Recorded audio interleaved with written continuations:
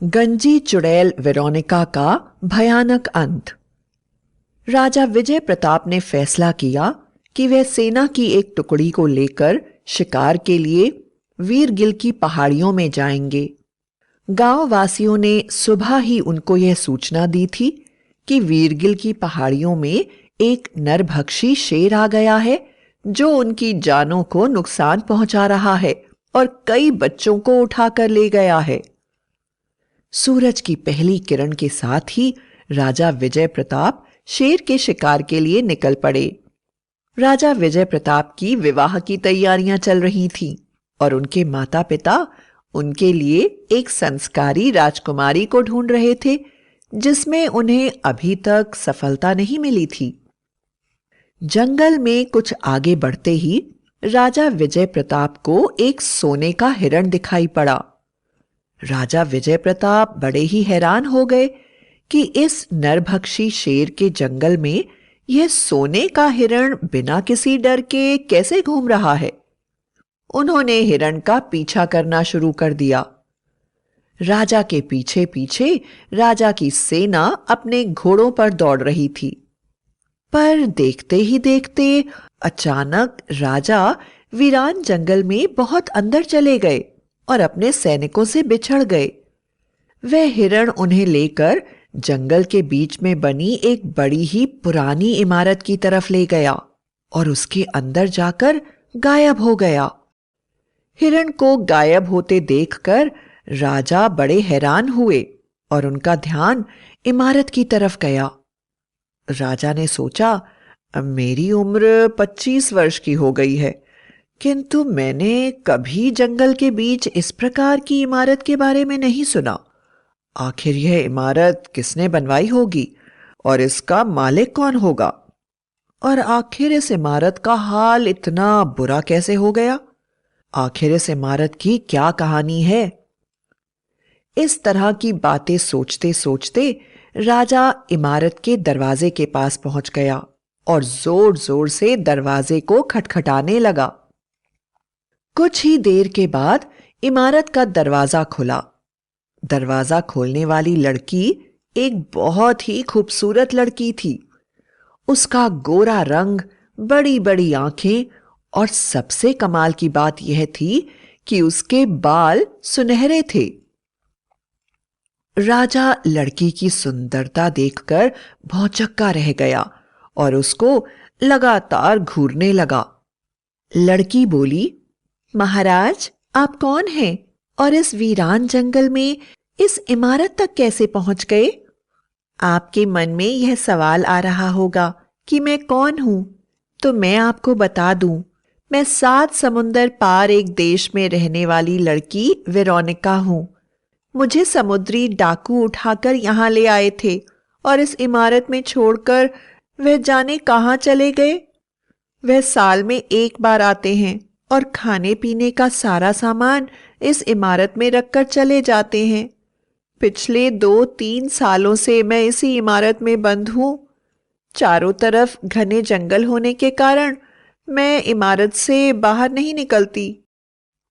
राजा Vijay Pratap Veronica की बात सुनकर वापस होश में आ गए और बोले, सुनो वेरोनिका, मैं यहां पर एक स्वर्ण हिरण का पीछा करते करते पहुंचा हूं, पर इस इमारत के पास पहुंचते ही वह हिरण न जाने कहां गायब हो गया।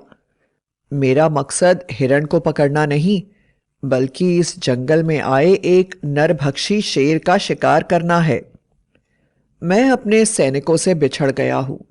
मुझे लगता है मुझे यहीं आराम करना चाहिए। कुछ ही देर में मेरे सैनिक ढूंढते ढूंढते यहां जरूर पहुंच जाएंगे। वेरोनिका बोली, जरूर महाराज, आप बिल्कुल भी चिंता ना करें और इस इमारत को अपना ही घर समझें। आप हाथ मुंह धोकर आराम करें और मैं आपके लिए खाने पीने की व्यवस्था करती हूं। आपके सैनिकों के आ जाने के बाद आप आराम से नरभक्षी शेर का शिकार और स्वर्ण हिरण के बारे में भी पता लगा सकते हैं। ऐसा कहकर वेरोनिका अंदर चली गई। राजा ने महसूस करा कि वेरोनिका जब बात करती है तो अपनी पलक नहीं झपकती। साथ ही इतनी तेज हवा में भी उसके लंबे सुंदर बाल बिल्कुल भी उड़ते नहीं हैं, जैसे ही पड़े रहते हैं, और वह हर समय अपने बालों को सहलाती रहती है। उन्हें कुछ अजीब तो लगा, लेकिन वे कुछ बोले नहीं और आराम करने लगे। कुछ ही देर के बाद राजा के सैनिक भी राजा को ढूंढते ढूंढते उस इमारत तक पहुंच गए और राजा का नाम पुकारने लगे। सैनिकों की आवाज सुनकर राजा शीघ्र ही बाहर आए। उनके बाहर आते ही न जाने कहां से एक शेर ने राजा के ऊपर छलांग लगा दी। छलांग लगाते देख सभी सैनिकों ने अपने तीर कमान शेर की तरफ तानकर तीरों को छोड़ दिया, लेकिन ऐसा करते ही शेर वापस भाग गया और तीर तेजी से राजा की तरफ जाने लगे। सभी सैनिक जोर से चिल्लाने लगे कि अचानक राजा के सामने वेरोनिका आ गई और सारे तीर उसी को लग गए। देखने में ऐसा लग रहा था कि वेरोनिका ने राजा को बचाने के लिए अपनी जान खतरे में डाल दी है। सभी सैनिकों ने और राजा ने वेरोनिका को बहुत धन्यवाद दिया और राजा ने उससे कहा कि वह उसके साथ राजमहल में रहे। वेरोनिका ने राजा का आमंत्रण स्वीकार कर लिया और राजा तथा उनके सैनिकों के साथ राजमहल में चली गई। राजमहल में सभी ने उसका बड़ा स्वागत किया और उसको एक खूबसूरत कमरा रहने के लिए दे दिया गया।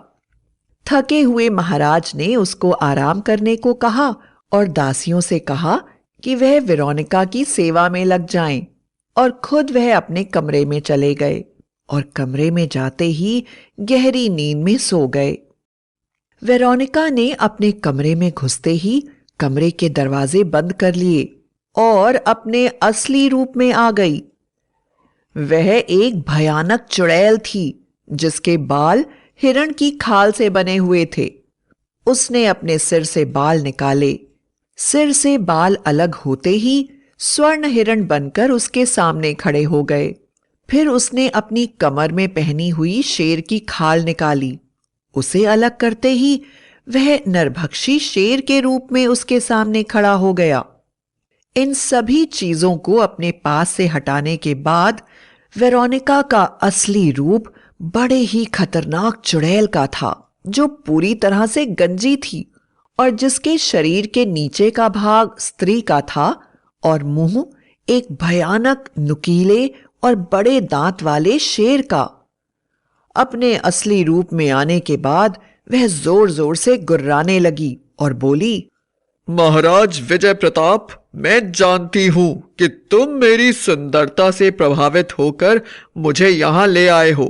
मुझसे विवाह करना चाहते हो ना?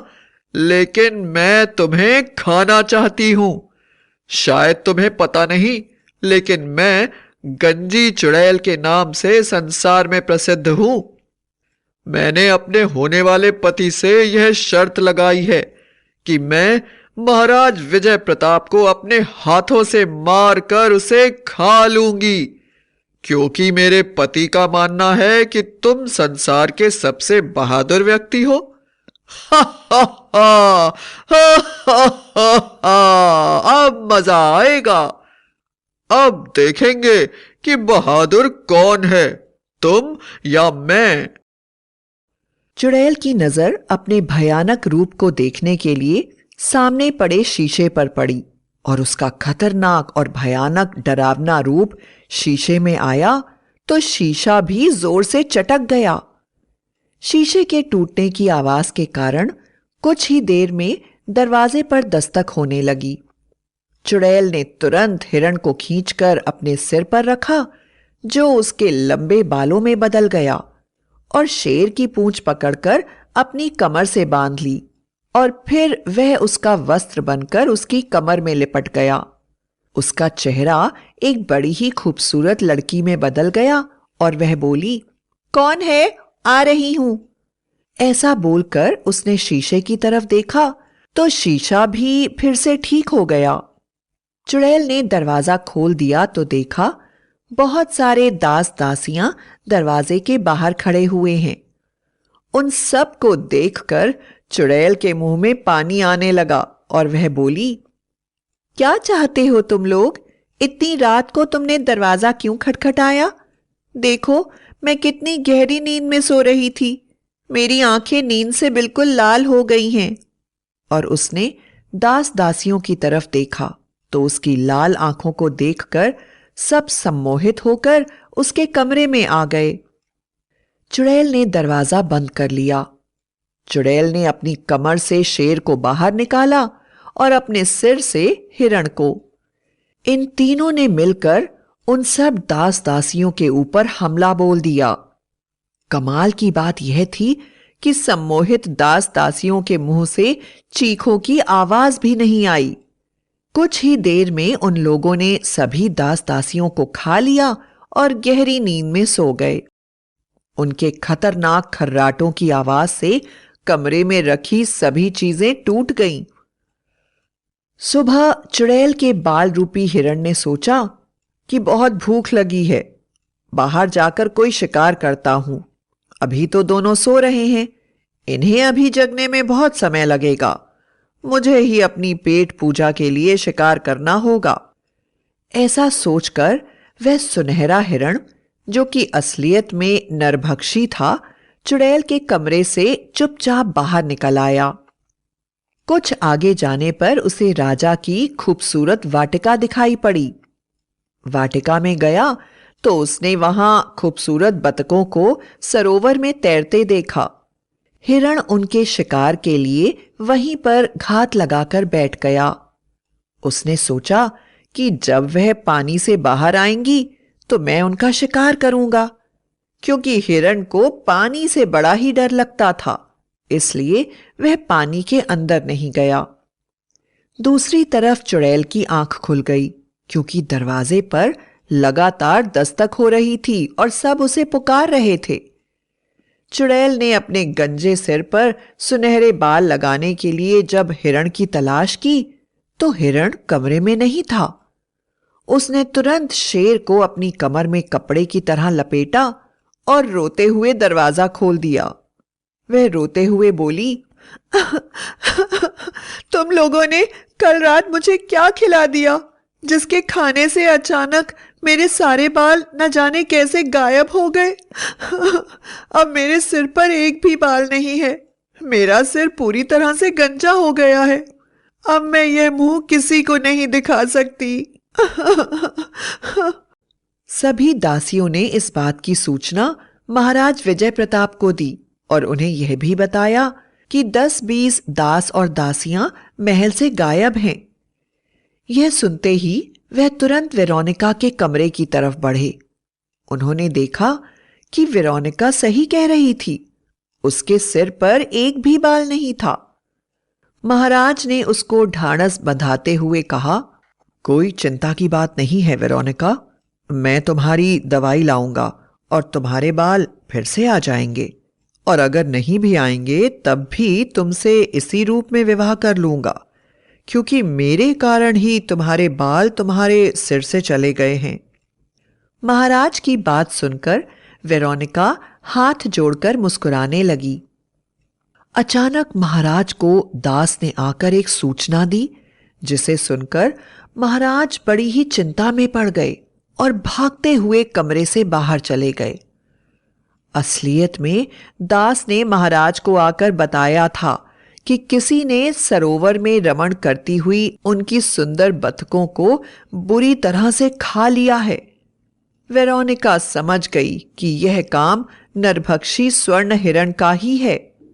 वह जोर से महाराज से बोली, महाराज, आप मुझे वहां पर जाने दें। मैं जंगल में रही हूं। मुझे पता है कि ऐसे जानवरों से किस तरह से निपटना चाहिए। आप मुझसे विवाह करना चाहते हैं, क्या आप मेरी इतनी बात भी नहीं सुनेंगे? क्या आपको मेरे ऊपर भरोसा नहीं है? महाराज ने सोचा, वैसे भी वेरोनिका अपने बालों के बिना बहुत दुखी है, इसलिए उन्होंने कहा, नहीं नहीं वेरोनिका, ऐसी बात नहीं है। अगर तुम ही जाना चाहती हो तो तुम ही जाओ और देखो वाटिका में क्या हुआ है और अपराधी को दंड दो। मुझे तुम पर पूरा भरोसा है। गंजी चुड़ैल वेरोनिका तेजी से भागती हुई राजा की वाटिका में पहुंची और उसने सभी सैनिकों को कहा, आप सभी वाटिका से बाहर चले जाएं, कोई भी वाटिका में ना रहे और वाटिका का दरवाजा बंद कर दिया जाए। ना चाहते हुए भी सैनिकों ने वेरोनिका की बात मानी और उसे अकेला छोड़कर वाटिका का दरवाजा बंद कर दिया। सबके जाते ही वेरोनिका ने अपनी कमर से शेर को बाहर निकाला और अपने असली रूप में आ गई। उसके विभत्स और भयंकर रूप को देखकर वाटिका के सभी पक्षी चीत्कार मारकर उड़ने लग गए। डर के मारे बहुत सी चिड़िया बेहोश हुईं। गुस्से में चिल्लाते हुई वेरोनिका बोली, स्वर्ण मृग, तुम कहां हो? जहां भी हो वहां से वापस आओ। तुमने मेरी आज्ञा के बिना महल से बाहर निकलने की गलती करी है। तुम्हें अब उसका फल भुगतना होगा। और उसने शेर को इशारा किया कि वह स्वर्ण हिरण को खत्म कर दे। वेरोनिका की बात सुनते ही छुपा हुआ स्वर्ण हिरण बाहर निकल आया।